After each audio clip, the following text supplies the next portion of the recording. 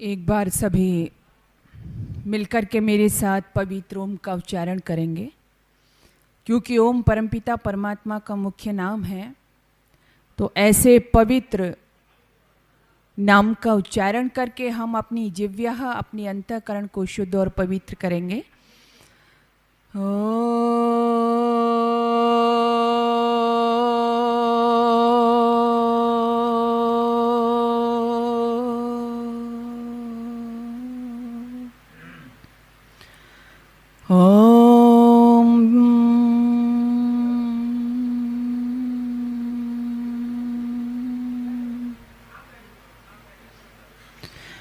ओम विश्वानि देव सवितरदुरितानि परासुव यद्भद्रं तन्नयासुव।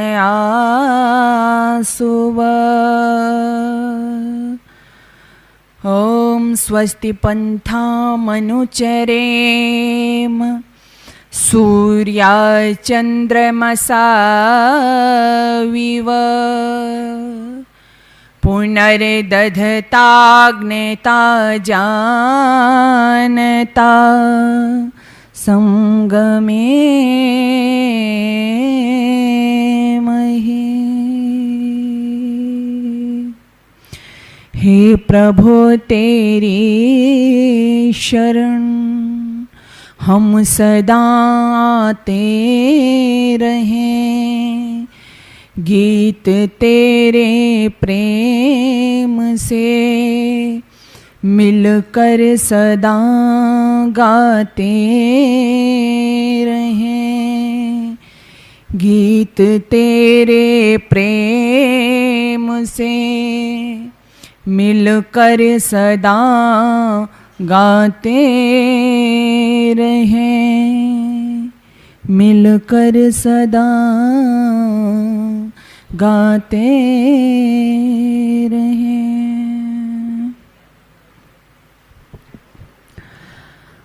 आदर और सत्कार के योग्य वेदी पर विराजमान सन्यासी वृंद, आज की सभा की आदरणीय अध्यक्षा महोदया, वेदी पर विराजमान आदरणीय आचार्य जी, और मैं देख रही हूँ मेरे अगल बगल में हमारा पूरा मातृ जगत ही बैठा हुआ है। हमारी बहुत ही वयोवृद्ध माता जी बैठी हुई हैं और आदरणीय प्रीति सेठी जी, और ये तो मेरी बुआ भी लगती हैं। सामने हमारी माया मैम बैठी हुई हैं, मंजू जी बैठी हुई हैं। सभी चेहरों से मैं सभी से परिचित हूँ आपके। सभी बहुत ही आदरणीय और सम्माननीय, और हमारे इस महिला सम्मेलन में हमारा पुरुष वर्ग भी बैठा हुआ है, वह भी बहुत ही सम्माननीय है। छोटे छोटे बच्चे भी कुछ दिखाई दे रहे हैं। सभी का बहुत बहुत स्वागत, वंदन और अभिनंदन इस महिला सम्मेलन में है। तो बहुत ही सुंदर मेरे से पूर्व भजन का आप भजन उद्बोधन सुन रहे थे। बहुत ही आदर के योग्य हमारे आदरणीय भ्राता कुलदीप जी आर्य, उनका परिचय तो मैं क्या कहूँ, आप देख ही रहे हैं लगातार कितने मधुर आवाज के धनी हैं। आप लगातार उनके भजनों से लाभान्वित हो रहे हो, श्रवण कर रहे हो। आदरणीय भाई कुलदीप जी, बहुत ही सुंदर चर्चा, जैसा कि आपने महिला सम्मेलन रखा हुआ है, तो मैं अभी विचार कर रही थी कि जो भजन उन्होंने सुनाए, बहुत कुछ उन भजनों में उन्होंने कह दिया। ऋषि दयानंद की बात जब यहाँ से चलती है, इस वेदी से चलती है, तो मैं अपनी बात को यहीं से प्रारंभ करना चाहती हूँ। मैं भी जब आई, मैंने देखा कि जो लोग यहाँ पर बैठे हुए हैं ऋषि दयानंद के बड़े अनुयायी हैं। मेरी नज़र नहीं गई थी, हमारी आदरणीय हर्षिता जी भी बैठी हुई हैं और हमारे प्रेमपाल शास्त्री जी भी बैठे हुए हैं। तो ये मैं जहाँ देखती हूँ, कहीं भी कार्यक्रम होता है पहुँचते हैं। तो ऋषि दयानंद के मिशन के प्रति इतने समर्पित लोग जिस समाज के अंदर हों, कई बार मैं लोगों को कहते हुए सुनती हूँ, जी आर्य समाज वैसे तो बड़ा अच्छा संगठन है, बड़ा अच्छा कार्य करता है, लेकिन उसमें चंद लोग आकर के बैठ जाते हैं, बहुत कम लोग होते हैं। तो फिर हमारी समझ में नहीं आता कि कैसे आगे बढ़ेंगे, कैसे काम किया जाएगा। कई बार लोगों के मन में निराशा आती है। लेकिन मैं अपनी बात यहाँ से प्रारंभ करना चाहती हूँ। कहते हैं एक बार अकाल पड़ गया, और जब अकाल पड़ गया तो जो लोगों के पास अन्न जमा था, धीरे धीरे करके वह अन्न खत्म होने लगा। जब समाप्त होने लगा तो कुछ जो बड़े लोग थे, जिनके पास बहुत ज्यादा, जिन्होंने अन्न को जमा किए हुए था, तो जो छोटे तबके के लोग थे, गरीब लोग थे, वह उनके पास गए और हाथ जोड़ करके उनसे विनय अनुनय किया, कहा कि हमें अन्न की आवश्यकता है, आपके पास काफी मात्रा में है। उनको भी था कि पता नहीं कितना लंबे समय चलेगा। उन्होंने कहा हाँ, अगर खत्म हो जाएगा तो हम क्या करेंगे। उनके मन में भी दया आई और अपना अनाज उनको दे दिया। लेकिन क्योंकि अकाल बहुत लंबे समय तक चला, तो लोगों के पास जो जितना जितना अन्न जमा था वो सब समाप्त होने लगा। एक परिवार में एक वृद्ध और उसके बच्चे नाती पोते रह रहे थे। उस वृद्ध ने जब देखा कि धीरे धीरे करके जो अन्न हमारे घर में था, अनाज हमारे घर में था, वो खत्म होने जा रहा है, तो उसके घर में एक मटका अनाज का भरा हुआ था। उस वृद्ध की नजर उस मटके पर गई। उसने सोचा कि सारा अनाज खत्म हो गया है, केवल ये मटका भर अन्न बचा है। उस वृद्ध ने उस मटके को उठाया और उठा करके वो कमरे में बंद हो गया। जब कमरे में बंद हो गया, अंदर से एक दरवाजा बंद कर लिया, तो बाहर से उसके बेटे और जो पोते थे उन्होंने उसको बजाना शुरू किया।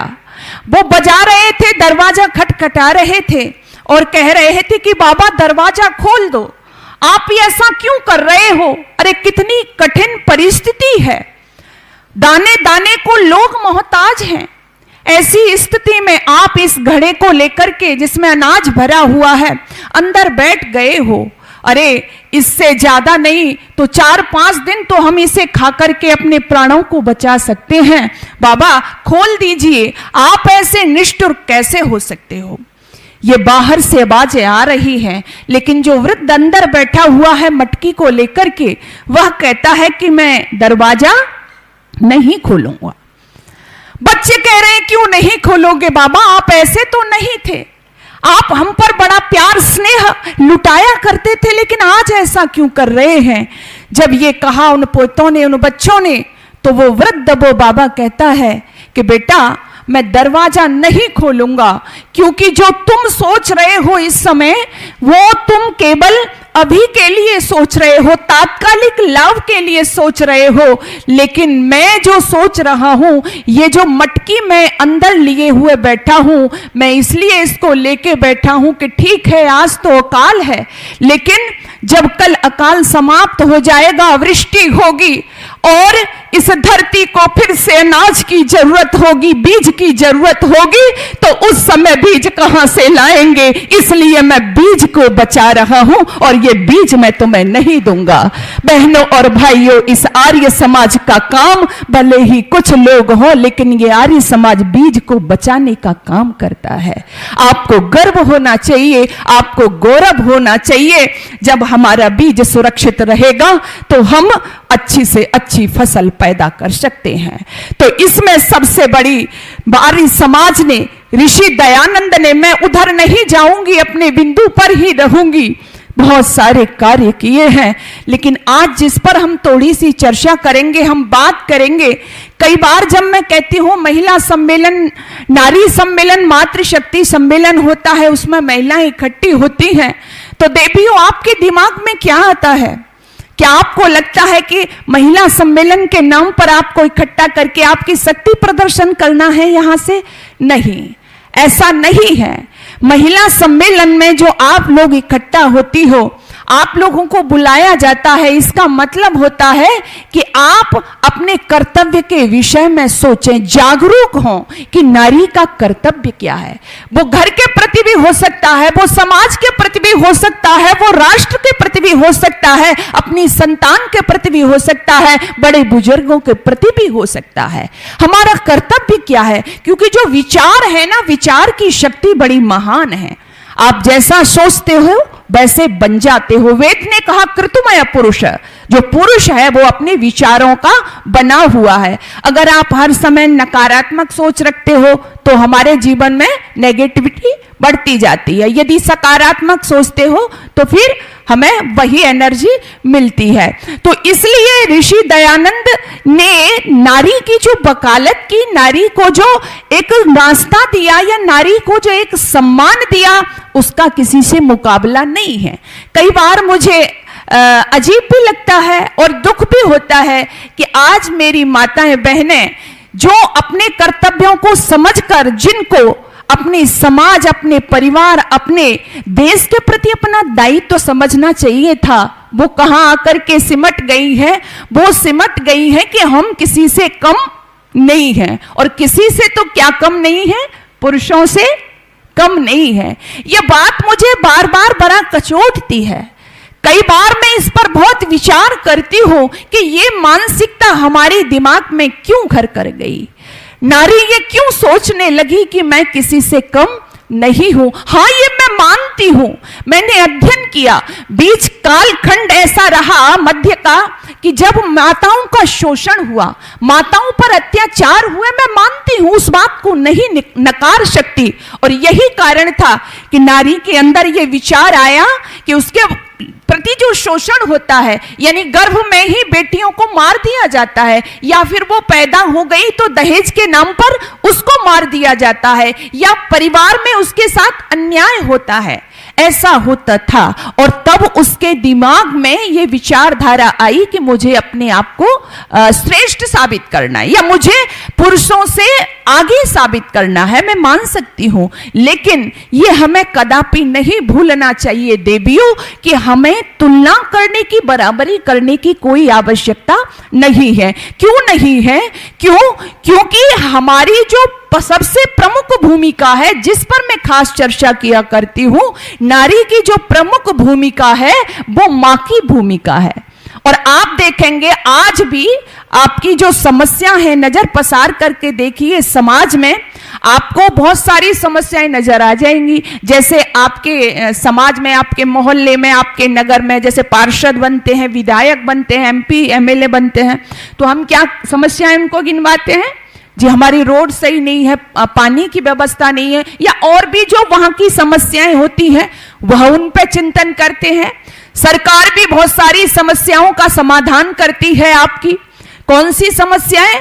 जो उनको लगता है कि भाई अच्छी अच्छी रोड बननी चाहिए, अच्छे अच्छे पुल बनने चाहिए, अच्छे अच्छे कॉलेज यूनिवर्सिटी बननी चाहिए जिसमें बच्चों का विकास हो, उनको शिक्षा मिले।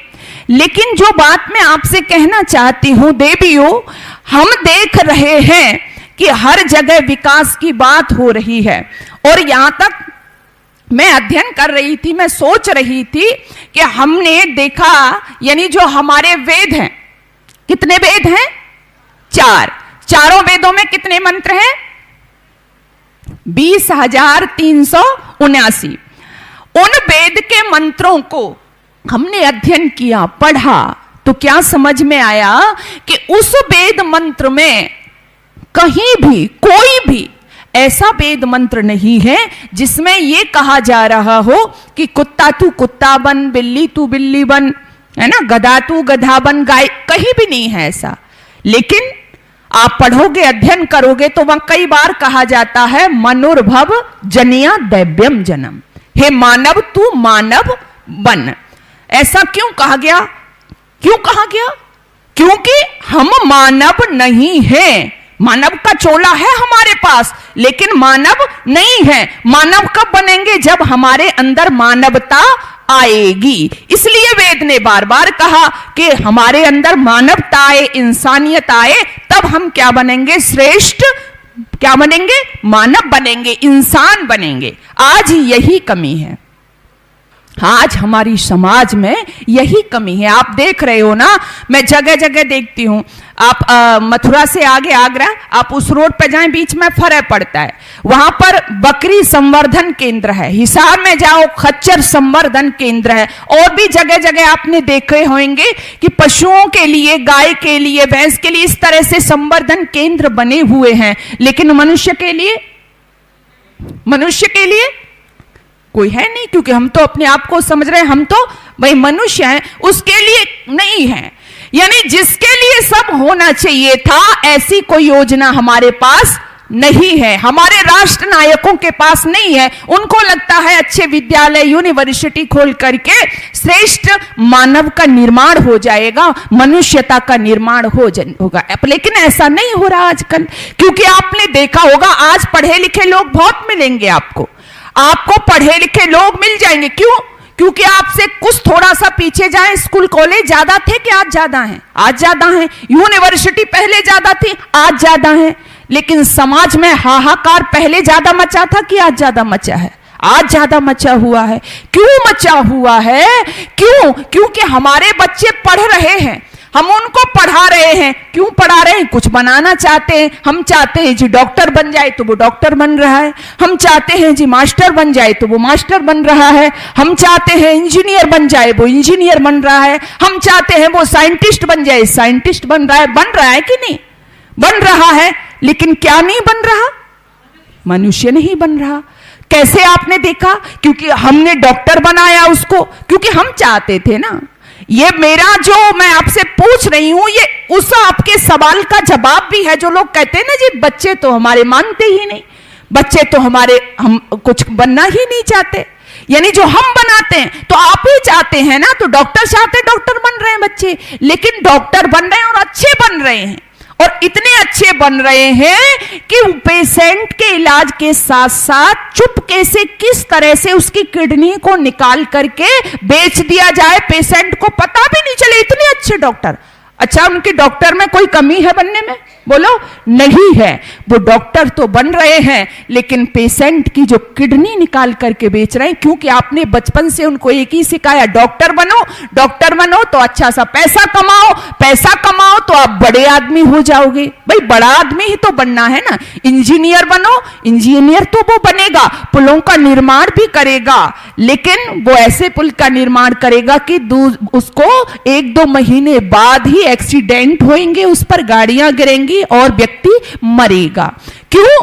क्योंकि आपने यही कहा ना, इंजीनियर बनो, पैसे कमाओ। क्योंकि बड़ा आदमी कौन होता है? आपने सिखाया अपने बच्चे को, वो होता है जिसके पास में क्या होता है? पैसा होता है। अब वो बच्चे वही तो कर रहे हैं। अगर हमने उन्हें बड़ा आदमी न बन के बढ़िया आदमी बनना सिखाया होता देवियों, तो आज ये सब घटनाएं नहीं होती। तो ये सब करेगा कौन? मातृशक्ति की ये जो भूमिका होती है, आज जो महिला सम्मेलन है, इसलिए ये मैं भूमिका इसलिए कह रही हूं कि बनाएगा कौन करेगा निर्माण, कौन डालेगा मनुष्यता उसके अंदर? तो सबसे पहला नाम आपके दिमाग में भी आ गया होगा, कौन डालेगा? मां। आप समझी ना? कौन डालेगा? मां। आपको पता है ना, मां। और कैसी मां? मुझे आश्चर्य होता है, इस देश की बहन बेटियां पुरुषों से मुकाबला करने की होड़ में बराबरी स्थान पाना चाहती हैं, लेकिन अपना स्थान देखो वैदिक संस्कृति में। वेद में अनेकों मंत्र हैं, स्त्रिय ब्रह्मा बभूविता। और मैं एक आपसे श्लोक बोलना चाहती हूं जो मनु स्मृति में बताया। मनु जी महाराज कहते हैं, क्या कहते हैं? अपना स्थान देखो, क्या है तुम्हारा स्थान? क्या कहते हैं? उपाध्यायान दशाचार्य आचार्याणाम शतम पिता सहस्रम तु पित्रेण माता गौरवेणा तिरिक्षते। इसका मतलब क्या है? उपाध्यायान दशाचार्य, यानी 10 उपाध्याय और 1 आचार्य।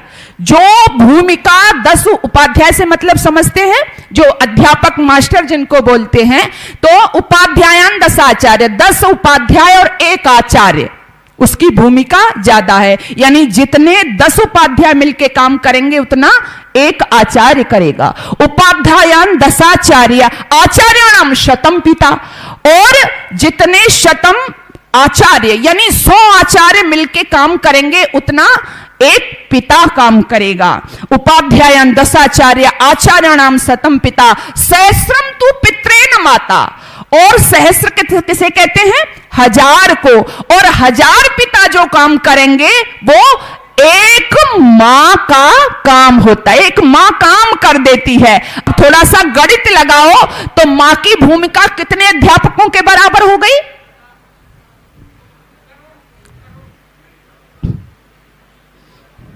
दोनों ही काम हो रहे हैं ना यहाँ पर। पढ़ाई भी हो रही है आपकी। कितना हो गया? 10 लाख। यानी 10 लाख अध्यापक और एक मां। जितनी शिक्षा 10 लाख अध्यापक दे सकते हैं उतनी एक मां शिक्षा देती है। आपका ये गौरव है। बताओ, बराबरी करनी है आपको। आप तो सबसे भारी हैं, आपकी भूमिका तो सबसे बड़ी है। तो इसलिए हमें वो अपनी भूमिका को समझना है। काश हम अपनी उस भूमिका को समझ गई होती तो आज हमारे संसार, इस देश में, आज हमारे समाज में फिर से वही संतानें खेल रही होती जिनके लिए कभी स्वप्न देखा जाता था, कहा जाता था। आज भी कहते हैं ना कि जी राम राज्य में तो बात ही कुछ और थी। राम आ सकते थे इस धरा पर, कृष्ण आ सकते थे इस धरा पर, हनुमान आ सकते थे धरा पर। कब? और आएंगे भी। मैं सत्ता शक्ति नहीं, आएंगे भी। कब?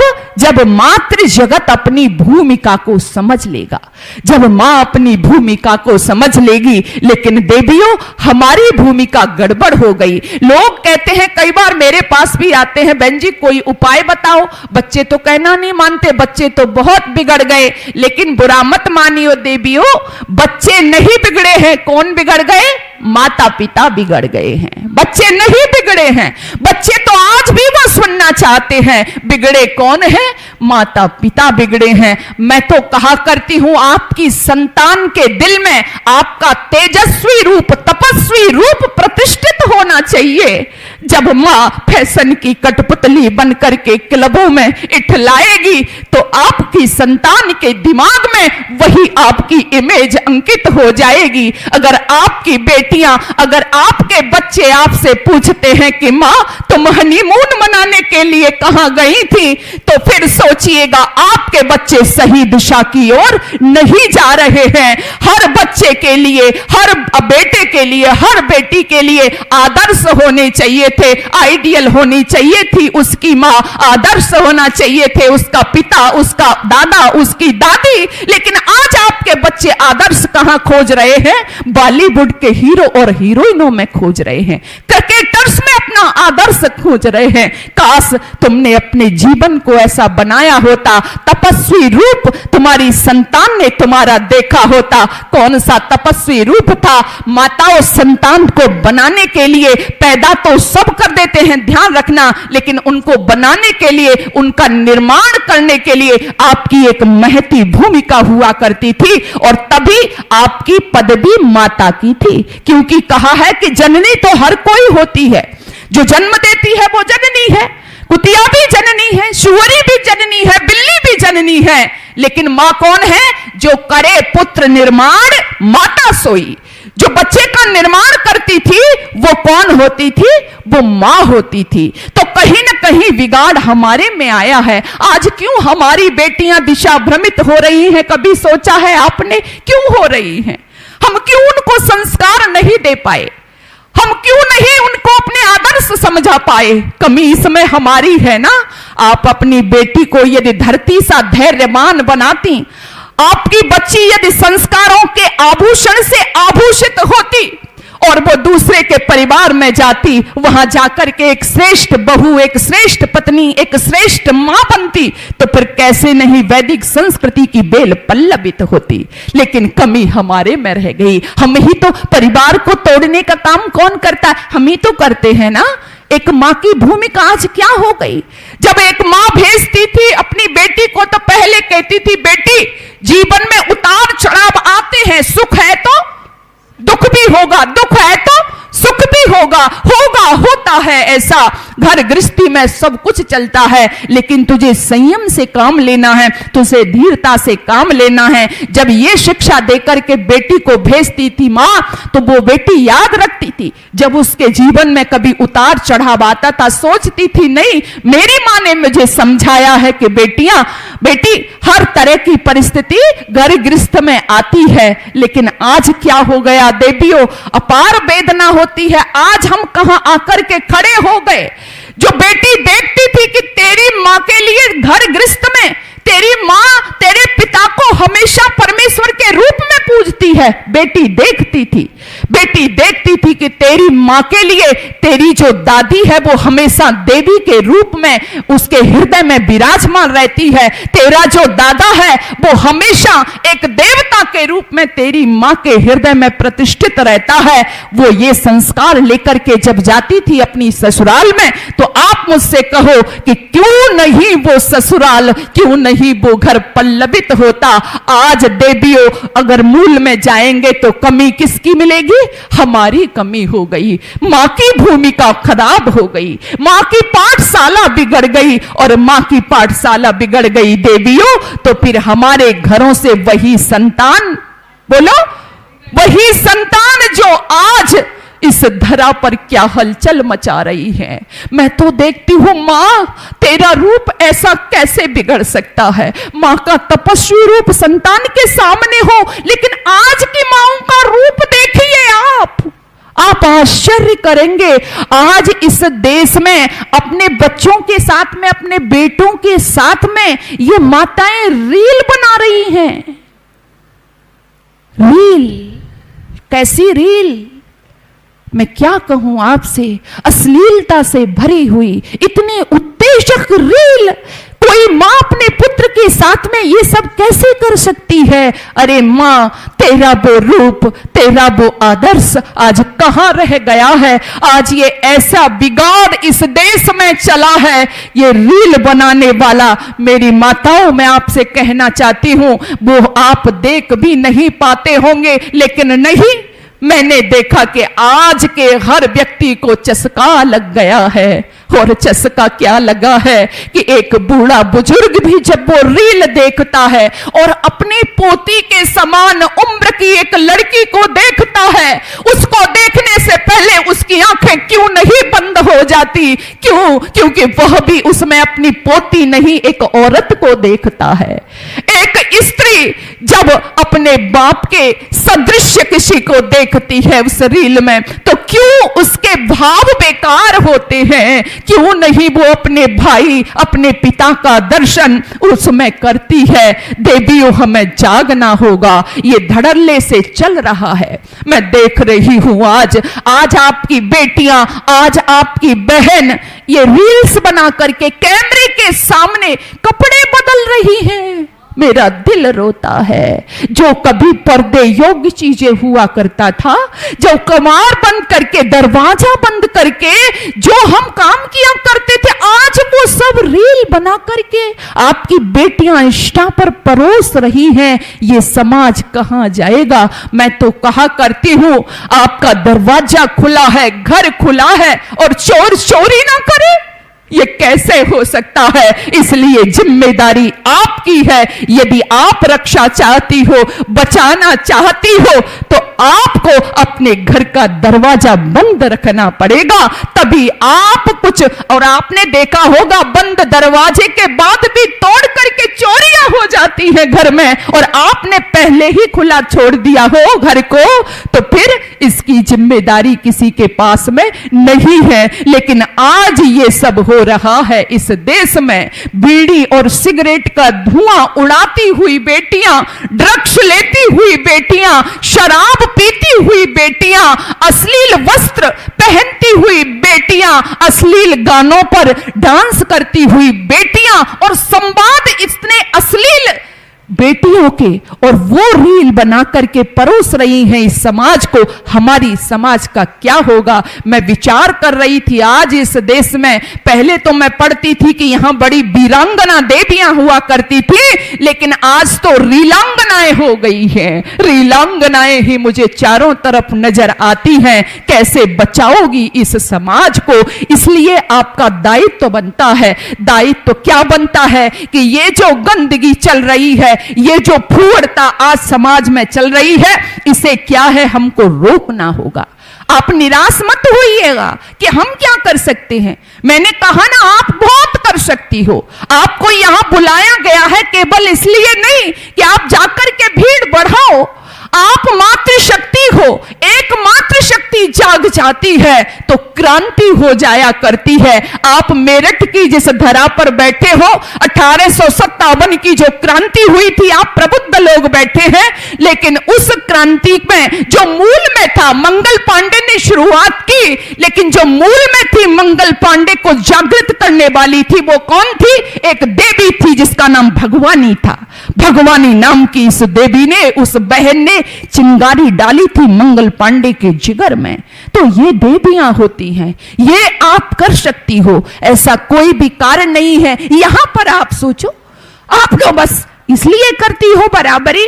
अरे पुरुष वो वस्त्र पहन रहा है तो हम भी पहन सकते हैं। देवियों, आपकी शीलता, आपकी लज्जा, आपकी गरिमा, आपके आदर्श अलग हैं, पुरुषों के आदर्श अलग हैं। जब आपको इतना बड़ा सम्मान का पद मिला हुआ है तो आपके जेहन में ये बात आनी ही नहीं चाहिए। समझाइए, संस्कार दीजिए। आज सब गड़बड़ इसलिए हुई है कि संस्कारों की बात मैं फिर वही कहूंगी, बच्चों को छोड़ दो, हम बड़ों को पता नहीं है।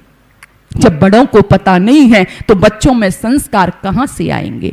मैं तो कहा करती हूं, आज स्थिति वह हो गई है, आप लोगों ने पतंग उड़ाई होगी, बच्चों पतंग उड़ाते हैं, आपने देखा होगा, बहुतों ने उड़ाई भी होगी। जब पतंग उड़ाते हैं तो आपने देखा होगा, पतंग में जो क्या होता है, जो डोर होती है, जो मजा उसको बोलते हैं, जब वो हमारे हाथ में होता है तो पतंग क्या होती है, वो उड़ती है, कभी ऊपर जाती है, कभी नीचे जाती है, कभी इधर जाती है, कभी उधर। यानी वो क्योंकि जो डोर है वो हमारे हाथ में है, अब हमें कोई फिक्र नहीं है, हम जैसा चाहते हैं वैसा पतंग को उड़ाते हैं, हम जहां ले जाना चाहते हैं वहां पतंग जाती है। लेकिन जब वो डोर हमारे हाथ से कट जाती है तो कहां जाती है, तो कहां जाती है? माता जी को पता नहीं, जिधर की हवा होती है उधर ही बह जाती है। ठीक वैसे ही आज देवियों, हमने अपने बच्चों को संस्कारों की डोर से काट दिया है। संस्कारों की डोर से कटे हुए ये बच्चे पश्चिमी सभ्यता के प्रभाव में अब उनका जहां मन हो रहा है वहां जा रहे हैं, जहां ना जाना चाहिए था वहां जा रहे हैं, जो नहीं गाना चाहिए था वो गा रहे हैं, जो नहीं खाना चाहिए था वो खा रहे हैं, जो नहीं पहनना चाहिए था वो पहन रहे हैं। क्यों? क्योंकि संस्कारों की डोर से वो आपने काट दिए हैं। इसलिए आज हमें जागृत होना होगा, संस्कारित हमें अपनी संतानें इस धरा को देनी होगी, नहीं तो बहुत बड़ा पाप कर रहे हो तुम लोग, और पहला पाप का अधिकारी देवियों आप हो। ये पाप होता था हमारे यहां पर। यदि रामायण आपने पढ़ी हो तो आपको पता होगा, जिस समय राम को वनवास हो गया और भरत आए, भरत को पता चला, क्या पता चला कि भैया राम को मेरी मां ने वन में भिजवा दिया है। बड़ा दुखी मन है उनका, दुखी मन से मां कौशल्या के पास में आए, हिम्मत नहीं हो रही है मां के पास में कैसे जाऊं, लेकिन पहुंचे, प्रणाम किया, हाथ जोड़े, कहा मां मैं प्रणाम करता हूं आपके चरणों में। और वहां पर वो ये दिखाना चाहते थे, बताना चाहते थे अपनी मां कौशल्या को कि माते, मेरा भैया राम जो वन में गए हैं उसमें मेरा कोई दोष नहीं है। और वहां पर वो बहुत कस्में खाते हैं, कई कस्में खाते हैं। उसमें वो कहते हैं मुझे वह पाप लगे यदि मैंने भैया राम को वनों में भिजवाया हो। कौन सा पाप लगे? जो बैठी हुई गाय को लात मारने वाले को लगता है। वहां पर वो कहते हैं मुझे वह पाप लगे जो सूर्य निकलने के पश्चात सोने वाले को लगता है। लेकिन जो बात मैं कहना चाहती हूं, उन्होंने एक कसम और खाई। वो कहते हैं मां, यदि मेरी सहमति हो भैया राम को वन में भिजवाने की, तो मुझे वह पाप लगे जो नालायक संतान पैदा करने वाले को लगता है। यानी पाप होता था नालायक संतान पैदा करना इस धरा पर, लेकिन आज मुझे यत्र तत्र सर्वत्र ऐसी ही संतानें विचरण करती हुई नजर आती हैं। क्या होगा समाज का देवियों? इसलिए समय रहते बचा लीजिए। मैं कहती हूं आप राष्ट्र बचाओ, समाज बचाओ, सबसे पहले अपने घरों को बचा लीजिए। आपके घर बच जाएंगे तो फिर समाज भी बच जाएगा, राष्ट्र भी बच जाएगा। बहुत बुरी आंधी, बहुत बड़ा तूफान ये कुविचारों का, ये कुसंस्कारों का हमारे परिवारों में, हमारे समाज में फैला हुआ है। इसको आप रोक दीजिए, जिम्मेदारी आपकी है। कैसे रोकेंगी? एक श्रेष्ठ मां की भूमिका अदा करके। एक श्रेष्ठ मां, मैं इस पर कितना कह सकती हूं आपसे, सारी भूमिकाएं छोटी हैं इसके सामने। जब एक मां मातृत्व के शिखर पर विराजती है तो वो मां इसमें धरा पर से राम कृष्ण हनुमान जैसे शूरवीरों को पैदा करती है, गौतम कपिल कणाद महर्षि जैसे पुत्रों को पैदा करती है, सीता सावित्री अनसुईया पाला घोषा मैत्री गार्गी जैसी विदुषी, लक्ष्मीबाई जैसी वीरांगना देवियों को पैदा करती है। कौन? एक मां। लेकिन आपको मातृत्व के शिखर पर पहुंचना है, अपने बच्चों को सच्चरित्रता से युक्त करना है। आज यही तो हो गया समाज में। शिक्षा का उद्देश्य भी यही था कि सच्चरित्र मानव तैयार करना, लेकिन आज चरित्रता नहीं है इस देश के बच्चों में। जिस चरित्रता के कारण आप पूजे जाते थे पूरी दुनिया पर, आज वो चरित्रता नहीं है। और मैं तो देख रही थी कि मां तेरा हर रूप इतना तपस्वी था, लेकिन आज कैसे हो गया? आज वासना की गंदी नालियों में सिमट करके रह गई तू। आज मैं कहना चाहती हूं आपसे, मुझे याद आ रहा था कि इस देश की नारी तो वो थी। कौन सी थी वो नारी? क्या उसका रूप था कि पतियों को भी सन्मार्ग पर प्रेरित कर दिया। क्यों? क्योंकि उनके अंदर वासना नहीं थी। मैं पढ़ रही थी अभी पिछले दिनों एक पुस्तक में तुलसीदास को, कुछ चीजें मुझे इतनी अच्छी लगी उनकी। तुलसीदास को तुलसीदास किसने बनाया? किसने बनाया? किसने बनाया? पत्नी ने। कौन सी पत्नी थी? रत्ना ने बनाया। मैं पढ़ रही थी तुलसीदास पत्नी के मोह में इतने अंधे हो गए, पत्नी मायके चली गई, है ना, पता है आपको, पीछे पीछे चले गए। बड़ी परिस्थितियां विकराल थी, परिस्थितियां ठीक नहीं थी, आंधी आया हुआ था, बारिश हो रहा था, खैर। लेकिन जब पीछे चले गए, रत्ना ने देखा कि इतनी विकट परिस्थितियां, और पति को सामने देखा। कैसे आ गए पति देव? बोले आ गया, तुमसे दूर रह नहीं पा रहा था इसलिए मैं चला आया। ओह, रत्ना ने देखा इतनी विकट परिस्थितियों में मेरा पति, कोई होती साधारण स्त्री तो फूल करके कुप्पा हो जाती, बड़ा प्यार करता है मेरा पति, है ना, यही होता ना। देखो मेरे ऐसी विकट हालात में मेरे लिए मेरे पीछे पीछे आ गया, लेकिन नहीं देवियों, तुम्हारा चरित्र क्या था? रत्ना ने उस समय देखा तेरे पति में असीम ताकत है, पुरुषार्थ है, असीम शक्ति है, ये कुछ बड़ा कर सकता है, ये उस शक्ति से पर ब्रह्म को प्राप्त कर सकता है। उसने कहा पति देव मेरे लिए इतनी मेहनत, इतनी मेहनत। और क्या कहा? अगर इतनी मेहनत उस ईश्वर के लिए करो तो तुम्हारा जीवन बदल जाए। अरे जैसी नियत काम पर वैसी हर पर होए, चले जाओ बैकुंठ को बाहन पकड़े। कोई भगा दिया पति को, कहा पति देव जाइए, इतनी प्रीति उस प्रभु में लगाइए। ये शब्दों को सुन करके तुलसीदास का क्या हुआ? हृदय परिवर्तित हो गया। काश मैं पढ़ रही थी, यदि उस रत्ना ने प्रेम के बसीबूत होकर के अपने आलिंगन में यदि पति को बांध लिया होता, फूल करके कुप्पा हो गई होती तो क्या होता? अरे पा जाती संतोष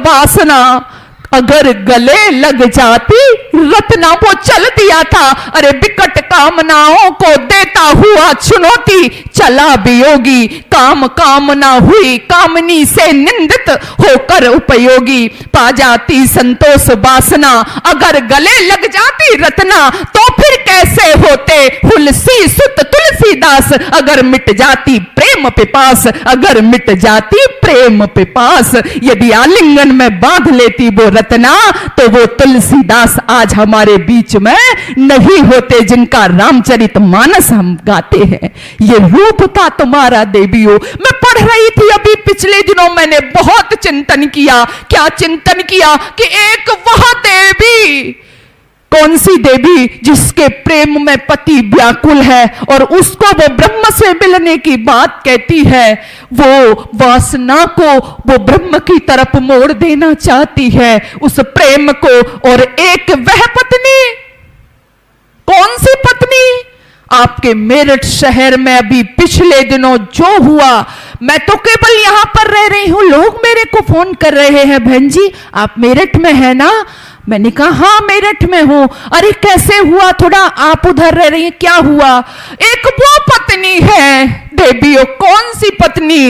वह पत्नी जिसका पति उसको प्रेम भी करता है, लेकिन उसकी वासना की तृप्ति वहां भी नहीं होती। एक और फ्रेंड बनाती है और अपने पति को कितने टुकड़ों में? 15 टुकड़ों में काटती। मैं सोच रही थी ऐसा कैसे हो गया इस समाज के अंदर। आपने कभी सोचा है? अब से कुछ दिन पहले, बहुत ज्यादा नहीं, आपने देखा होगा कुछ समय पहले जब कोई घटनाएं होती थी तो कैसे होती थी? मार दिया जाता था, या स्त्री पुरुष को मारे या पुरुष, जो भी ज्यादातर घटनाएं तो कैसे होती थी? किसी को मार दिया यानी जहर दे दिया, है ना?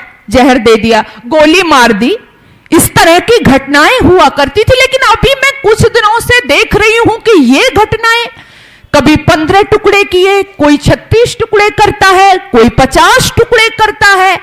ऐसा क्यों हो रहा है? हमारे हृदय इतने संवेदना शून्य क्यों हो गए हैं? कभी सोचा है आपने इसका कारण क्या है? जब श्रद्धा के 36 टुकड़े किए गए इस देश में, तो जिसने किए वो आफ्ताब नाम का लड़का, जब उससे पूछा गया कि तुम्हारे दिमाग में ये आइडिया कहां से आया कि इसके 36 टुकड़े किए जाएं, तो वो कहता है, आप पढ़ना, वो कहता है कि मेरी दिमाग में ये जो आइडिया आया वो वेब सीरीज जो चल रही हैं आजकल, उनको देख करके आया। सावधान इंडिया नामक एक जो शो आता है, वो सावधान नहीं करता आपको, उसमें जो तरह तरह की घटनाएं जो आपके माइंड में डाली जाती हैं, उन सब को देख करके आज नए नए तरह की आप देख रहे हो घटनाएं समाज में हो रही हैं। जिम्मेदार, वो कहता है उसे देख करके मेरे दिमाग में आया। अभी पिछले दिनों मैं देख रही थी, फ्रीजर में जमा दिया एक पति को, एक पत्नी ने, किसी ने काट डाला, अंग अंग काट डाले। कहां गई हमारी संवेदनाएं?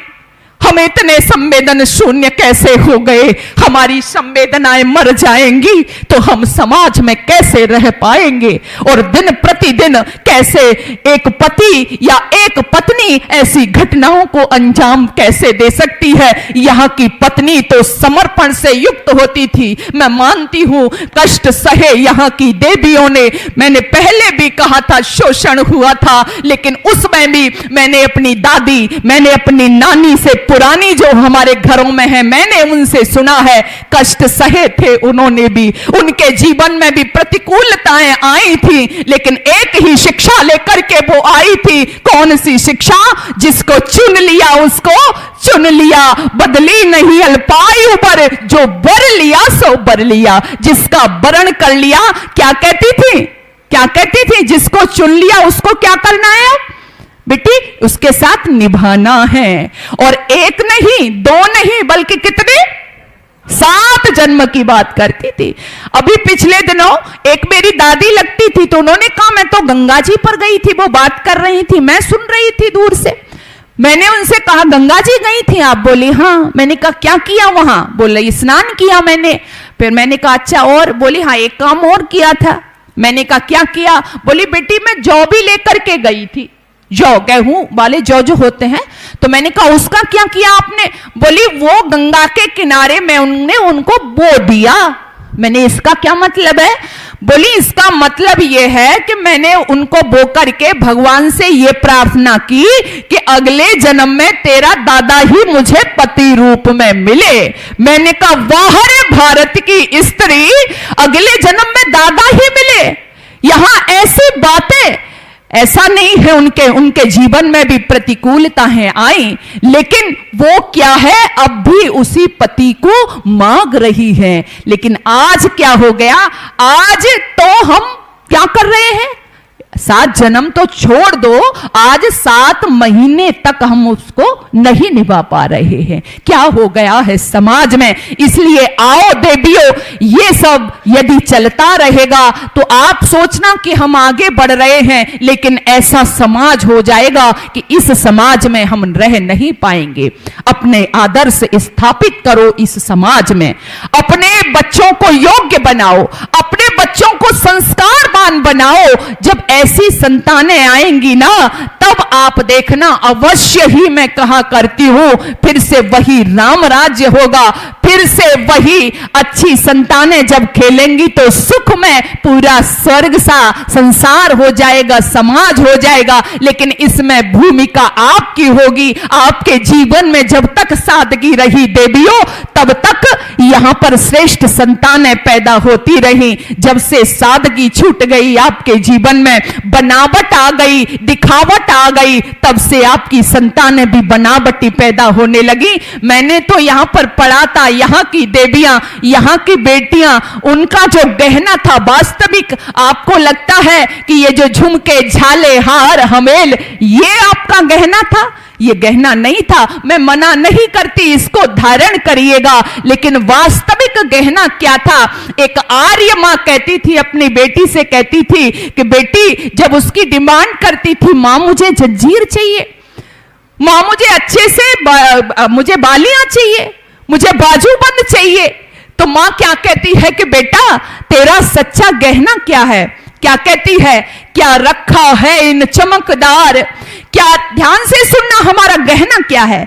क्या रखा है इन चमकदार कटियों, पटियों और झूमर में? एक मां कह रही है बेटी, क्या रखा है इन चमकदार कटियों, पटियों और झूमर में? यह शीस फूल सिर का सच्चा, सिर झुके बड़ों के आदर में। यह शीस फूल सिर का सच्चा, सिर झुके बड़ों के आदर में। पति धर्म श्रवण हो श्रवणों से, पति धर्म श्रवण हो श्रवणों से। यह श्रवण फूल अति उज्जवल हो, माथे पर तेज की बिंदी हो, आंखों में लाज का कज्जल हो। माथे पर तेज की बिंदी हो, आंखों में लाज का कज्जल हो। शुद्धता नाक की हो बुलाक, दांतों की चौब सफाई हो। जम जाए जितेंद्रियता का रंग, ये गालों की अरुणाई हो। बाजुओं का बाजू बंद यही, बाजुओं में बस तैयारियां हो। अरे बाजुओं का बाजू बंद यही, बाजुओं में बस तैयारियां हो। उंगली के मुदरे और छल्ले, अनगिनती दस्तकारियां हो। मुदरी के उंगली और छल्ले, अनगिनती दस्तकारियां हो। जिन हाथों के प्यारे जेवर, जिन हाथों के प्यारे जेवर, चरखा चक्की सिलबटना है। जिन हाथों के प्यारे जेवर, चरखा चक्की सिलबटना है। क्या चीज भली उनके आगे, हथ फूल छन्न और कंगना है। क्या चीज भली उनके आगे, हथ फूल छन्न और कंगना है। जो हाथ सेव्य बनकर घर के, जो हाथ सेव्य बनकर घर के, घर को रोटियां खिलाते हैं। पौछियां पछेली दस्ताने, उनके आगे शर्माते हैं। कंठी तो यही कंठ की है, बस कंठ में मिसरी घोली हो। है गले का सच्चा गुलू बंद, सच्ची और मीठी बोली हो हृदय पे श्रद्धा का जुगनू। जड़बा हमेल गंभीरता की, सत्यता मोतियों की माला हो चंपा कली धीरता की, पत प्रेम का चंदन सैनी हार हृदय पर और जिगर पर हो, पत प्रेम का चंदन सैनी हार हृदय पर और जिगर पर हो, पतिव्रत और ब्रह्मचर्य व्रत की निर्मल कौंधनी कमर पर हो, पति आज्ञा में जम जाए पाम, पति आज्ञा में जम जाए पाम, ये लक्षण शोभन पाओ के सन्मार्ग पे चलते रहे पाम, ये बिछुड़े कड़े हैं पाओ के, ये बिछुड़े कड़े हैं पाओ के, लज्जा की और शीलता की साड़ी और चोली शोभित हो, लज्जा और शीलता की साड़ी और चोली शोभित हो, तब देख देख उस देवी को देवियां स्वर्ग की लज्जित हो, तब देख देख उस देवी को देवियां स्वर्ग की लज्जित हो, तब देख देख उस देवी को देवियां स्वर्ग की लज्जित हो। ये तुम्हारा आभूषण था, ये तुम्हारे आभूषण थे, सच्चे आभूषण, जिनको देवियां धारण करके खुद महान बनती थी और अपनी बेटियों में भी वो महानता देती थी। लेकिन आज एक और नया सिस्टम आया समाज में, मैं वास्तविक जो देख रही हूं वो बात कर रही हूं। एक और खबर चल पड़ी है, मैं देखती हूं कई बार पति पत्नी में इसलिए लड़ाई हो जाती है, क्यों जी? आप तो कोई मुझे सरप्राइज ही नहीं देते, मैं सच बता रही हूं जी, आप तो कोई मुझे गिफ्ट ही नहीं देते। एक बार बड़ा अच्छा एक घर परिवार चल रहा था, उस घर में एक बेटा हुआ। अब जिसके बेटा हुआ उसकी सहेली उससे मिलने आई, आकर के कहने लगी बड़ा सुंदर बेटा है। बोली हाँ बहुत सुंदर है मेरा बेटा। तो बोली बेटा तो तेरा सुंदर है, लेकिन ये बता तेरे पति देव ने कोई गिफ्ट दिया तुझको? वो बहन कहने लगी कि भाई इसमें गिफ्ट देने की क्या बात है। बोली क्यों नहीं, गिफ्ट तो बनता है तेरा, तूने इसको परिवार को इतना सुंदर बेटा दिया है, घर का चिराग दिया है, गिफ्ट तो बनता है। उसने कहा ना ऐसा तो कुछ नहीं है। अब वो तो चली गई है ना, वो तो चली गई, लेकिन पति देव ऑफिस को गए हुए थे। अब शाम को घर आए, पति ने बैग रखा, बैग रख करके आवाज दी कि पानी लेके आना देवी। अब देवी के दिमाग में तो गिफ्ट वाला प्रकरण घूम रहा है ना, तो पति ने कहा देवी पानी लाओ, लेकिन वो तो मुंह फुलाए बैठी। पति ने एक दो काम और कहे कि देवी, लेकिन देवी तो बोले ही नहीं, उसका तो मुंह फुला हुआ है। पति देव ने कहा कि देवी हुआ क्या है, कोई बीमारी है, कोई परेशानी है? बोली नहीं तुम्हें क्या पता होगा कि क्या हुआ है। उसने कहा कि जब बताओगी तभी तो पता लगेगा। बोली ना तुम्हें तो पता ही नहीं रहता, तुम तो कुछ समझते ही नहीं है, तुम्हें तो कभी मेरी फिक्र ही नहीं है। पति ने कहा मैं तो बड़ा अच्छा सुबह छोड़ के गया हूं, ये हो क्या गया? बोले कुछ देवी कहोगी भी, लेकिन देवी तो कुछ कहे ही नहीं। देवी कही ना मैंने बहुत कह दिया, नहीं मेरे तो कोई डर ही नहीं है इस घर में, नहीं मेरे को तो कोई पूछता ही नहीं है। बात इतना बढ़ गई कि दोनों की स्थिति तलाक पर आ गई। किस पर? तलाक पर। किस बात पर? गिफ्ट पर। किसने आग लगाई? सहेली ने। सहेली ने आग लगाई और हंसता खेलता परिवार कहां आ गया? कहां गया? तलाक के लिए खड़ा है। मुझे आश्चर्य होता है, हमारे जो रिश्ते होते हैं, हर एक रिश्ता और खासकर पति पत्नी का रिश्ता, जिसमें विश्वास होता था, जिसमें प्रेम होता था, जिसमें समर्पण होता था, जिसमें सम्मान होता था, आज वो मुझे कहीं दिखाई नहीं देता।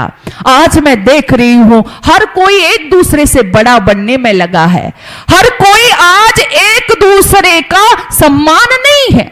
मैं देख रही हूं सम्मान नहीं, मतलब जबरदस्ती ये अरे होगा, क्यों नहीं होगा? पत्नी ये मानने को तैयार नहीं है कि पति परमेश्वर है, और परमेश्वर जी भी ये मानने को तैयार नहीं है कि ये देवी है। पहले हमारे यहां देवी और देवता ही हुआ करते थे। आप अपनी वैदिक संस्कृति में देखना, आजकल क्या शब्द चल गया? क्या चल गया? वाइफ और हस्बैंड।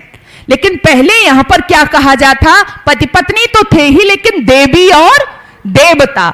जब हमारे घरों में देवी और देवता थे, तो देवी और देवता दोनों मिलकर के किसको जन्म देते थे? हमारे घरों में कौन आता था? श्रेष्ठ संतानें आती थी। मां थी हमारे घरों में, पिता थे हमारे घरों में, इसलिए श्रेष्ठ संतान आती थी। आज मम्मी हो गई, आज डैडी हो गए, आज हस्बैंड एंड वाइफ है। कोई किसी की कदर करने वाला नहीं है, इसलिए वही संतानें हैं। चौराहे पर खड़े हो जाते हैं लोग, चौराहे पर खड़े हो जाते हैं वो बच्चे, कोई बहन जाती है, कोई बेटी जाती है, फप्तियां कसते हैं, सीटियां मारते हैं, अश्लील हरकतें करते हैं ये बच्चे। क्यों? क्योंकि ये उन्होंने देखा है। कई बार मेरे से कहते हैं जी बहन जी, कोई माता पिता नहीं चाहता कि हमारी संतान ऐसा बने, ऐसे भी मेरे से कहा जाता है। लेकिन मैंने कहा ठीक है, कोई माता पिता नहीं चाहता, लेकिन कब नहीं चाहते? कब नहीं चाहते? जब समय आता है। इन्होंने सीखा कब?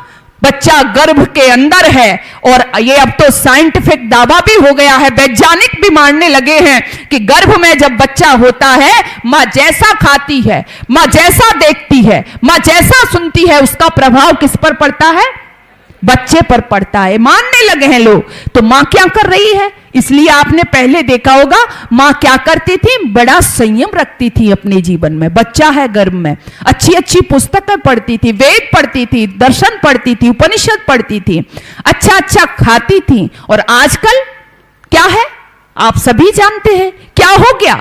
आज बच्चा गर्भ में है, मां हर समय टेलीविजन, सावधान इंडिया, सीरियल, और ये जो साजिश जिसमें चलती है, सीरियल भी जो है आपने देखा, वो भी क्या है, बड़े खतरनाक हैं देवी हो। ये आपने देखा होगा सास बहू को कैसे लड़ाना है, जेठानी देवरानी से कैसे बिगाड़ना है, ननद भाभी का रिश्ता कैसे खराब करना है, पति पत्नी का रिश्ता कैसे खराब करना है, ये सब इनकी चाल होती है। तो आज पूरे दिन मां वह देख रही है, गंदगी देख रही है, ऐसा ही खा रही है, तो वही उस बच्चे पर उसका असर पड़ रहा है। वैसी ही संतान का निर्माण हो रहा है, और वही संतानें आज हमारे सामने हैं।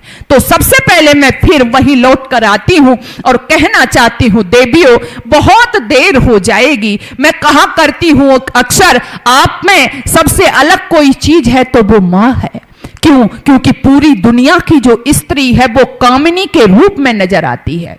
कामिनी के रूप में पूरी दुनिया की स्त्री की भूमिका है, और हमारे देश की स्त्री की भूमिका है जो वो मां की भूमिका है। और मां की भूमिका, श्रेष्ठ मां की भूमिका क्या होती है आप देख सकते हो। अभी भाई भी जिक्र कर रहे थे कैसी मां ने तैयार किए थे छाबा, वो छाबा जो मर मिटा, 40 दिनों तक उसने कष्ट सहे, उसकी आंखें फोड़ दी गई, उसको यातनाएं दी गई, लेकिन वो झुका नहीं, लेकिन वो रुका नहीं। किसने पैदा किया था? श्रेष्ठ मां ने तैयार किया था। किसने पैदा किया था? तेजस्वी मां ने तैयार किया था, जो मिट गए धर्म की खातिर, लड़ गए, मर गए, लेकिन झुके नहीं। ये कहां से आता था इनमें जज्बा? ये मां ने दिया था उनको, ये पिताओं ने दिया था उनको। लेकिन आज जरा विचार करो, अगर आप पर कोई आपत्ति आ गई तो आपके ये छौने, इसलिए मैं कहती हूं छौने नहीं, छाबे पैदा करो। आज समाज को आवश्यकता है ऐसे बच्चे। मैं कहा करती हूं प्यार दो उनको, सम्मान दो उनको, लेकिन देशभक्ति की आग भी उनके दिलों में डालो, ताकि वो समय आने पर समझ सके क्यों झूल गए भगत सिंह फांसी, क्यों चढ़ गए राजगुरु और सुखदेव फांसी के तख्ते पर, क्यों सुभाष चंद्र बोस का बलिदान हो गया, क्यों झांसी की रानी लक्ष्मीबाई लड़ मिटी। बताओ ना अपने बच्चों को। मैं तो कहती हूं देवियों, पहले तुम पढ़ो अपना इतिहास, फिर अपने बच्चों को बताओ। मैं कहा करती हूं, आज जब मैं पेपर पढ़ती हूं, आज जब मैं कोई फोन उठाती हूं, अरे उस प्रेमिका ने ऐसा किया, वो प्रेमी प्रेमिका ऐसे हो गए।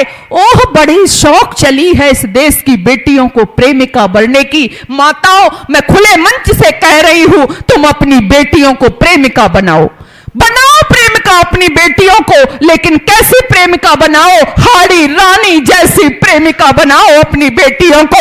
वो हाड़ी रानी, कौन सी हाड़ी रानी? अपने सिर को काट करके पति को भेज दिया। क्यों? क्योंकि मेरा पति मेरे मोह में उलझा रहा, तो वो अपने कर्तव्य का पालन नहीं कर सकता, विमुख हो जाएगा। दे दिया था। ऐसी प्रेमिका बनाओ अपनी बेटियों को। पत्नी बनाना है तो बनाइए पद्मिनी जैसी, थी, वह देवी जो स्वयं ही नहीं बल्कि 16,000 देवियों को लेकर के इसलिए बैठ गई चिता में, ताकि मेरा जो शरीर है मरने के बाद भी विधर्मियों के हाथ न लगने पाए। ऐसी पत्नी बनाओ, मां बनाना है आपको अपनी बेटियों को, तो जीजाबाई जैसी मां बनाइए। पलक झपकते शिवाजी से सिंहगढ़ को अपने अधीन करवा लिया था। यदि आपको ग्रस्त बनाना है तो जानकी जैसी बनाइए। यदि आपको भाभी बनाना है अपनी बेटियों को तो दुर्गा भाभी जैसी बनाइए, जिसने राजगुरु सुखदेव और भगत सिंह की भरपूर मदद की थी। किसने मना किया है? मैं तो कहती हूं बेटियां आपकी प्रीत में हाड़ी बने और ग्रस्त में बने जानकी। अरे प्रीत में हाड़ी बने और ग्रस्त में बने जानकी। लक्ष्मी जैसे सर काटें जब बात हो सम्मान की, लक्ष्मी जैसे सर काटें जब बात हो सम्मान की। लक्ष्मी जैसे सर काटें, पति को 15 टुकड़ों में नहीं काटें। पति को नहीं काटना है, सास को नहीं काटना है, ससुर को नहीं काटना है। लक्ष्मी जैसे सिर काटें। गलत अर्थ में मत लेना इसको। कई बार जब सास के सामने तनती हो ना, आप नहीं जो आधुनिक जो आज हमारी बहू है, कई बार जब खड़ी होती है ना तो क्या कहती है? खूब लड़ी मर्दानी मैं भी, खूब लड़ी मर्दानी मैं भी, झांसी वाली रानी। सास के लिए झांसी वाली रानी नहीं हो। मुंडे काट दिए थे झांसी की रानी ने। वो ऐसी बेटी थी जो अपने मायके से सीख के आई और पति कुल में भी निभाया, अपना घर भी चलाया, अपने बेटे को कमर से बांधा और दुश्मन के छक्के छुड़ा दिए। वो वीरता भरी थी उस बेटी में। घर के लिए लक्ष्मीबाई नहीं बनना है।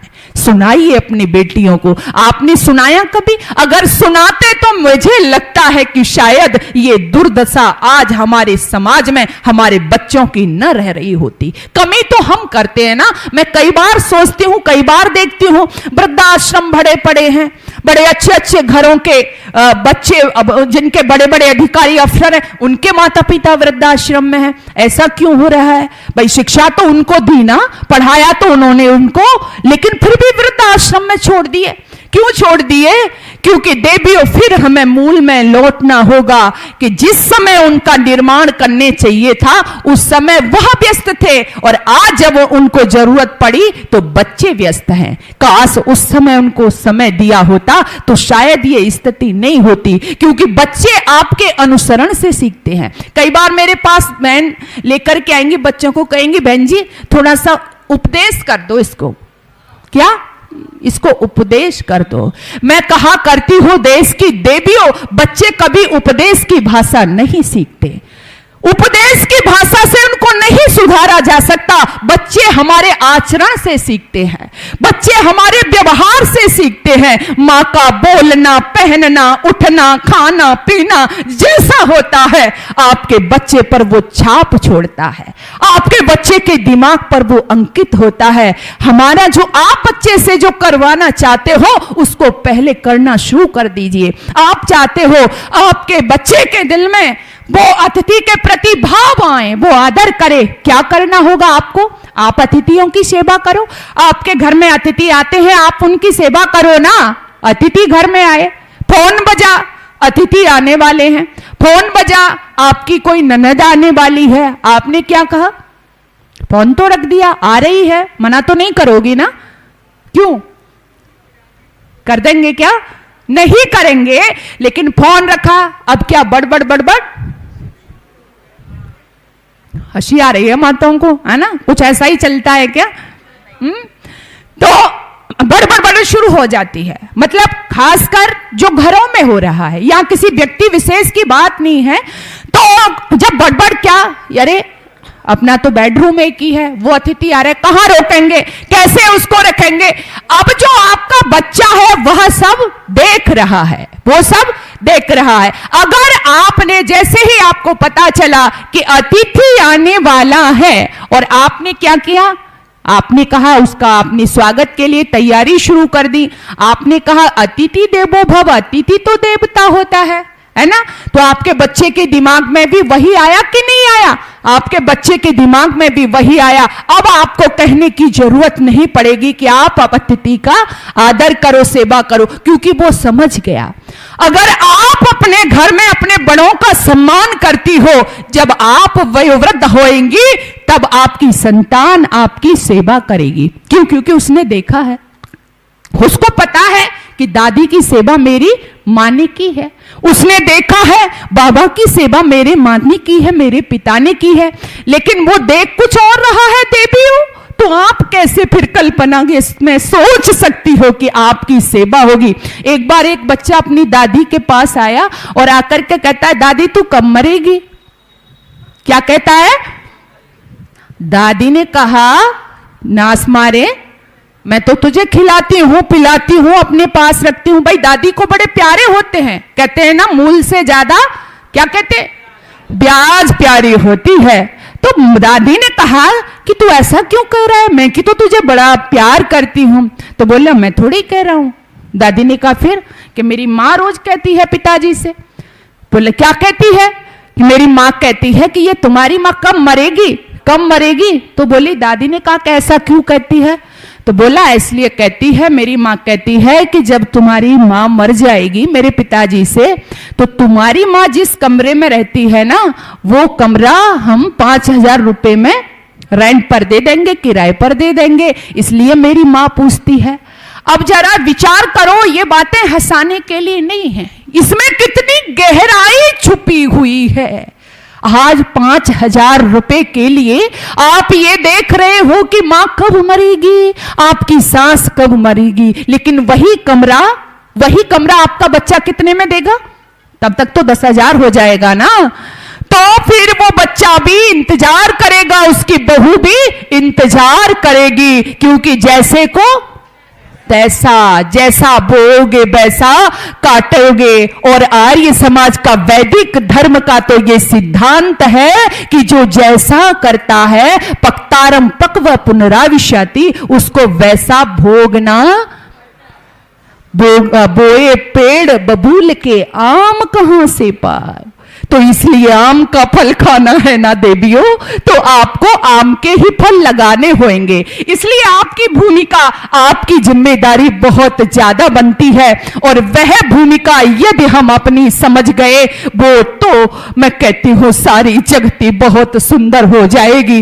और यदि भूमिकाओं से भागती रही आज की देवी यदि भटकती रही इन्हीं वासनाओं के कुचक्रों में, तो फिर यहां पर हम कह रहे हैं कि जो श्रेष्ठ संतान समाज में उच्च आदर्शों को स्थापित करने वाली होती थी, वो कदापि नहीं हो पाएगी। इसलिए कहा बनुर्भव जनया दैव्यम जन्म, मानव तू मानव बन और क्या कर, दिव्य संतान का निर्माण कर। पहले मानव बन जाओ, उसके बाद में दिव्य संतान का निर्माण करिए। आगे तक कहा, यानी मैं तो अच्छा मानव बन गया, मेरे अंदर तो मनुष्यता है, लेकिन मुझे यहां तक नहीं छोड़ना है, मुझे दिव्य संतान का निर्माण करके इस पृथ्वी पर देना है। इसलिए आपकी बहुत बड़ी भूमिका है। 3 गुरु उसके लिए बताए थे, मैं केवल आपकी बात आज कर रही हूं कि आपकी भूमिका क्या हो सकती है। सारी ही भूमिकाएं अगर हम एक तरफ रख दें और केवल हम मां की भूमिका रखें, तो वो मां की भूमिका सर्वोपर होती है। और जो मां की भूमिका में खरी उतर जाती है देवी, जो संतान का निर्माण कर देती है, मैं तो कहती हूं अपनी कोख के अंदर, कोख में आपका बच्चा बन गया, आपकी गोद में आपका बच्चा बन गया, तो दुनिया में कहीं भी छोड़ दीजिएगा, आपका बच्चा बिगड़ने वाला नहीं है। और मां की गोद में और कोख में बच्चा बिगड़ गया तो कहीं भी छोड़ दो, वो सुधरने वाला नहीं है। इसलिए विशेषकर आपकी जिम्मेदारी बनती है देवियों। हम जैसा कहेंगे, किसने कह दिया कि अरे आज नहीं हो रहा, आज नहीं आएगा, आएंगे आज। बस मैं तो बार बार कहती हूं कि राम तो आने को तैयार हैं देवियों, लेकिन कौशल्या हमें बनना पड़ेगा, हमें हनुमान तो आएंगे इस धरा पर, लेकिन अंजना का रोल कौन अदा करेगा देवियों? अंजना नहीं बनोगी, कौशल्या नहीं बनोगी, तो कैसे आएंगी ये संतानें इस धरा पर? और कौशल्या बनने के लिए, अंजना बनने के लिए आपको तेजस्वी रूप में आना होगा। आपको सदाचार, संयम, शालीनता, सादगी से युक्त अपना जीवन बनाना होगा। तब ये संतानें इस धरा पर आती हैं, और वो संतानें केवल आपका ही नहीं, आपके समाज का, आपके देश का नाम पूरी दुनिया में गौरवान्वित करती हैं। लेकिन बिगड़े तो हम हैं, बच्चे नहीं बिगड़े हैं। हम तो रोना रोते हैं, बच्चे बिगड़ गए। क्या समझ में आया? बिगड़ा कौन है? बिगड़ी हमारी पाठशाला है। मां नहीं रही है, पिता पिता नहीं रहा है, आचार्य भी अपने पद से पीछे हो गया है, अपने कर्तव्य से पीछे हो गया है। इसलिए ये सारी परिस्थितियां हमारे सामने हैं। ऋषि दयानंद ने यही तो कहा था कि वह बच्चा श्रेष्ठ बन जाता है। कौन सा बच्चा? जिसको माता पिता और गुरु तीनों उत्तम शिक्षक मिल जाते हैं, उत्तम मिल जाते हैं। उत्तम जब उसको मिल जाते हैं तो ये दावा है, ये कोई बनावट नहीं है, कोई भाषण नहीं है। बच्चा बने बिना नहीं रह सकता। इसलिए समझिए अपनी भूमिका को। रामायण के बहुत शौकीन लोग रहते हैं। रामायण में प्रसंग आता है कि जिस समय राम और लक्ष्मण वन में घूम रहे हैं, तो वहां पर लक्ष्मण राम की परीक्षा लेना चाहते हैं, जानते हैं अपने भैया के चरित्र को, लेकिन फिर भी पूछ रहे हैं। मन में विचार आया, कहते हैं भैया फलम दृष्टवा पुष्पम दृष्टवा दृष्टवा योषित यौवन त्रीण रत्नानि दृष्टवा कस्य नो चलते मन। हे भैया ये बता, पके हुए फल को देख करके, खिले हुए फूल को देख करके, यौवन से भरपूर युवती को देख करके ऐसा कौन व्यक्ति है जिसका मन चलायमान नहीं होता? तुम्हारा आदर्श क्या है? देखिए देवियों, जब ये पूछा तो लक्ष्मण जवाब देते हुए कहते हैं, मां पिता यस्य शुचिर भूतो माता यस्य पतिव्रता ताभ्यम सुनोत्पन्न तस्य नो चलते मन। जिसका पिता धार्मिक है और जिसकी माता कैसी है? कैसी है? पतिव्रता। इन दोनों से उत्पन्न, ऐसे माता पिता से उत्पन्न बच्चे का मन इन तीनों चीजों को देख करके कभी चलायमान नहीं होता। इसके भी मूल में क्या पता चला? अगर आज परिस्थितियां प्रतिकूल हैं तो कारण क्या है? कारण क्या है? क्यों हमारी पाठशाला बिगड़ गई है, मान नहीं रही है। इसलिए मैं रोना नहीं रोऊंगी। आपके बच्चे जो कर रहे हैं वो कर रहे हैं, लेकिन हमें बदलना पड़ेगा। हमें माँ की भूमिका में आना होगा। माँ क्या होती है ये हमें समझना होगा। माँ होती है, उसके अंदर ममत्व होता है। मैं सोच रही थी, अगर ये देवी जो काट रही है आजकल इस तरह से समान अधिकार की दौड़ में यहां तक आ गई, मेरा हृदय बड़ा रोया। मैं सच कह रही हूं, इस देश की नारी बराबरी का हक करते करते करते करते करते करते देवियां सहती थी। क्यों? क्योंकि ये बड़ी सहिष्णु होती है देवियों। ये संतोषी भी है, ये दुर्गा भी है। सारे रूप आजकल नवरात्रियां चल रही हैं, देखा सब आपके सम्मान का ही रूप है ये। लेकिन उस देश की नारी यहां पर यदि वो कत्ल कर दे, वो टुकड़ों में काटने लगी, तो धरती मुझे लग रहा है ये क्या होगा, इसका कंपन होगा, डोलेगी। यदि इस समाज में ऐसा होगा तो तुम्हारा मातृत्व, तुम तो वेदना संवेदनाओं से भरी हुई थी, तुम तो ममत्व से भरी हुई थी। तुम्हारा ममत्व कैसे रूखा हो गया है, तुम्हारी संवेदनाएं कैसे मर गई हैं। इसलिए जागिए, मैं आपसे कह रही हूं। और मैंने जैसा शुरू में बैठते ही कहा था, इसके लिए हमें बहुत फौज इकट्ठा करने की जरूरत नहीं है। देवियां यदि जाग जाएंगी तो क्या होगा? देवियां देश की जाग जाएं अगर, युग स्वयं ही बदलता चला जाएगा। पत्नियां सादगी साध जाएं अगर, बहुत देर से चर्चा जिसकी मैं कर रही हूं, पत्नियां सादगी साध जाएं अगर, हर पति ही बदलता चला जाएगा। हर पति ही बदलता चला जाएगा। हर पति ही बदलता चला जाएगा। हमारी भूमिका, हम बहुत महान हैं। मैं बड़ी यहाँ से गर्व के साथ में कह रही हूँ, स्त्री होने में मुझे कोई संकोच नहीं, मुझे कोई दुख नहीं, मुझे बराबरी भी नहीं करनी। क्यों? क्योंकि मदालसा जिसने पुत्रों का निर्माण किया वो स्त्री ही तो थी ना। क्यों माताओं? स्त्री ही थी ना। विद्यावती जिसने हंसते हंसते भगत सिंह को भेज दिया, मातृभूमि के चरणों में समर्पित अर्पित कर दिया, स्त्री ही तो थी ना। वो पद्मिनी जल करके मर गई 16,000 देवियों को लेकर के, स्त्री ही तो थी ना। हाड़ी रानी ने काट दिया अपना सिर, दे दी भेंट, वो स्त्री ही तो थी ना। गार्गी ने उठ करके जनक की सभा में याज्ञवल्क्य से जो शास्त्रार्थ किया, अपनी पंडिता का लोहा मनवाने वाली वो स्त्री ही तो थी ना। बीज गणित को जन्म देने वाली लीलावती स्त्री ही तो थी ना। अपने सगे पुत्र का बलिदान करने वाली, क्योंकि जरूरत थी देश को, और उदय सिंह को बचाने वाली पन्नाधाय स्त्री ही तो थी ना। फिर आपके मन में आज हीन भावना क्यों आ गई? आप क्यों आ गई? बराबरी के उसके लिए बराबरी करना है, मुझे उनके मुकाबला करना है। नहीं, तुम्हारी बराबरी नहीं हो, तुम तो पीछे जा रही हो, तुम्हारा पद तो बहुत बड़ा है। इसलिए इस मानसिकता को हटाइए और अपने गौरव को समझिए। तुम्हारा गौरव क्या है? तुम्हारी तो हर भूमिका प्रशंसनीय है, वंदनीय है, अभिनंदनीय है। अरे पुत्री बनी तो पितृकुल की कीर्ति चाहती रही, भगिनी बनी तो भाई की चिरायु मांगती रही, जब पत्नी बनी तो मांग में सिंदूर इसने भर लिया, मंगल कामना से जीवन को यज्ञ सा बना लिया। जब मां बनी तो संतति की आपदा सारी हरी, कौन त्यागशीलता की कर सके बराबरी। अपनी खुशी मिली है सदा परिजनों के मोह में, अपनी खुशी मिली है सदा परिजनों के मोह में, पलता रहा भविष्य है सदा से इनकी गोद में, पलता रहा भविष्य है सदा से इनकी गोद में। आप भविष्य को पालने वाली हो, कि भाषणों की बात नहीं है, भविष्य बनाने वाली हो आप देवियों। इसलिए आइए, आप जितनी भी संख्या में हैं, आप जाकर के दूसरे से कहेंगी, अपने गली मोहल्ले में अपने पड़ोसी से कहेंगी, वो दूसरे से कहेगा, दूसरा तीसरे से कहेगा, तीसरा चौथे से कहेगा। तो क्यों नहीं हम एक नई दिशा की ओर बढ़ेंगे? क्यों नहीं हम समाज में जागृति लाएंगे? ला सकते हैं ना।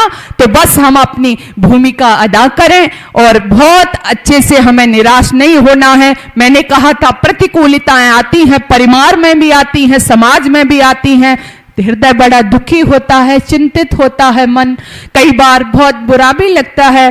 सोचती हूँ बहन बेटियों को देखती हूँ आज क्या हो रहा है समाज में। आज जो रीलांगनाएं बन करके, जो रील के माध्यम से आज ऐसे ऐसे शो आ रहे हैं, आप बैठ करके अपने परिवार के साथ में नहीं देख सकते। और पिछले दिनों हद हो गई कि माता पिता के ऊपर इतना भद्दा, अश्लील, न कहने योग्य शब्दों का प्रयोग हुआ। क्यों होता है ये? अच्छा ये बताओ क्यों हो रहा है ये? देखने वाले हम सभी लोग तो है ना, हम ही तो देखते हैं ना। जब एक अच्छी चीज आती है, अभी मैं बोल रही हूं, भाई रिकॉर्डिंग कर रहे हैं, ये क्या करेंगे? क्या करेंगे? ये भी तो इसको उस पर डालेंगे, इसमें से भी तो रील बना देंगे ना। तो हर चीज में अच्छाई बुराई होती है ना, लेकिन उसको देखता कौन है? कौन देखता है? हम ही तो देख रहे हैं ना। जो कम वस्त्र पहन रहे हैं, जो फटे हुए कपड़े आपकी बहन बेटी पहन रही, हम ही तो देख रहे हैं ना। हम दादा बाबा के रूप में भी मजा उसमें देख रहे हैं ना। मेरे हृदय में वेदना होती है। हम पोती नहीं देखते, औरत देखते हैं उसमें। हम इतनी जो गंदगी समाज में जो लोग फैला रहे हैं, हम क्यों नहीं उनका बहिष्कार करते? और ये बहिष्कार में आपको कोई गाली नहीं देना, कहीं विरोध प्रदर्शन नहीं करना, वो आपके हाथ में एक छोटा सा जो क्या कहूं मैं उसको, जो है तो छोटा, लेकिन उसने बहुत बड़ा काम कर रखा है ना। क्या बड़ी बुरी बीमारी ही कहूं मैं इसको, बहुत बुरी बीमारी आ गई, बहुत बुरी बीमारी आ गई। अब तो ना क्या छोटा क्या बड़ा, हर कोई इससे चिपका है। खैर, मैंने कहा ना कि हर में अच्छाई बुराई होती है, कुछ लाभ भी हैं, लाभ भी हैं, ऐसा नहीं है कि सारा, लेकिन उसका यदि हम सदुपयोग करेंगे तो हमें उससे बहुत ज्यादा लाभ मिलेगा, और यदि उसका दुरुपयोग करेंगे तो आप दुरुपयोग तो देख ही रहे हो, ज्यादातर हमारे बच्चे उसमें दुरुपयोग कर रहे हैं, उसका गलत उस पर से मैसेज देख रहे हैं, गलत उस पर से चित्र देख रहे हैं, तो ये क्या है, गलत दिशा की ओर। तो आए हम सब ये कुचक्र को रोकें अपने परिवार में। और जहां भी मैं तो कहा करती हूं, आप जितने लोग आए, मैं हर समाज में कहती हूं, हमारे आदरणीय बंसल जी भी पीछे बैठे हुए हैं, बड़ा अच्छा कार्यक्रम हर देखती हूं मैं, महीने में प्रतिवर्ष तो कराते ही हैं, लेकिन वो हर सप्ताह कराते हैं, और ऐसा कराते हैं कि उद्देश्य है कि सभी बच्चे उसमें आए, क्रांतिकारियों की जीवनी उसमें उनको बताई जाए, उनके विषय में बताया जाए। तो आप सब, मैं हर जगह कहती हूं कि आप तो आओ, अपने बच्चों को भी लेके आओ, अपने बच्चों को भी लाओ, क्योंकि बच्चे आपके आएंगे, न जाने किस वक्ता की, किस विद्वान की, किस उपदेशक की कौन सी बात उसके दिमाग पर घर कर जाए, कौन सी दिमाग उसके बात उसके जीवन को बदल दे। इसलिए बच्चों को भी लेकर के आओ। आज तो नहीं लाओगे, लेकिन जब आप पर आफत आएगी ना, कौन सी आफत जो आजकल आ रही है, तब मुझे नरेश जी की 2 लाइनें याद आ रही हैं, अपने बच्चों को यदि सत्संग में लाया होता, तब गाओगे, अपने बच्चों को यदि सत्संग में लाया होता तो कितना अच्छा होता, तो कितना अच्छा होता, तो कितना अच्छा होता। लेकिन तब फिर कुछ होने वाला नहीं है। इसलिए समय रहते आइए, अपने बच्चों को धार्मिक कार्यक्रमों में लाइए, सत्संग में लेकर के आइए, वो अपनी धर्म, अपनी संस्कृति, अपने महापुरुषों के प्रति जाने। लेकिन हम यदि नहीं लाते हैं तो जिम्मेदार हम ही हैं। यदि हम बचपन से उनको सिखाते, बताते कि आपके दादा समाज में जाते हैं, हम भी जाएं, आपके दादा विद्वानों को सुनते हैं, हम भी सुने, तो उनके अंदर अवश्य ही हम उनको परिवर्तन करेंगे, अच्छे इंसान बनेंगे, संस्कार उनको देंगे, तो फिर से वही समाज हम ला सकते हैं जो हमारे ऋषि महर्षियों ने उसको साकार किया था, जो हमारे ऋषि महर्षियों की चाह थी, जो चाहते थे, वो फिर से हम बना सकते हैं। तो इन शब्दों के साथ ही जितना समय मुझे दिया था वो पूरा हो गया है, और आपने बड़ी ही शांतिवृत्ति के साथ में श्रवण किया है।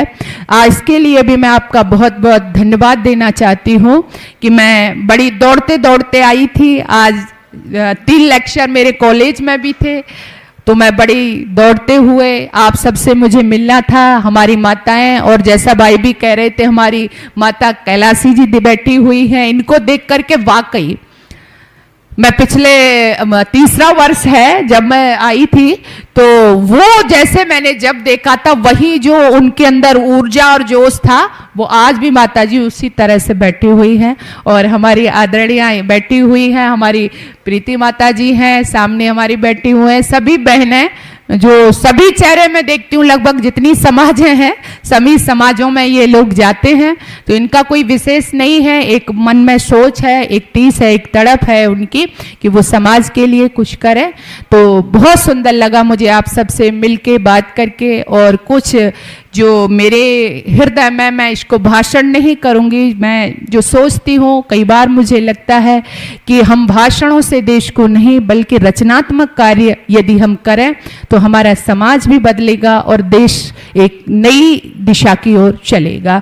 तो बहुत बहुत धन्यवाद सभी का। आदरणीय हमारे सेठी जी भी जो अहर्निश लगे रहते हैं, और हम तो उसमें पेपर आदि में देखते रहते हैं, वो हर विषय पर रख करके यहाँ से वो कुछ न कुछ उनका भी कार्यक्रम चलता ही रहता है। तो ऐसे लोग जब तक समाज में रहेंगे, तब तक वो नई दिशा समाज को देते रहेंगे, परिवारों को देते रहेंगे। इनका उद्देश्य एक ही है, जो ऋषि दयानंद का सपना था, क्योंकि भाई ऋषि के अनुयायी जो है ना, ये चुप बैठने वाले नहीं है, ये आंधी तूफानों में रुकने वाले नहीं है। कितनी भी प्रतिकूलताएं आए, लेकिन ये अपने लक्ष्य की तरफ बढ़ते रहते हैं, क्योंकि उद्देश्य हमारा बड़ा महान है। कृणवंतो विश्व मारियम, कृण अपने घर को, परिवार को तो बनाना ही है, लेकिन पूरे विश्व को क्या बनाना है?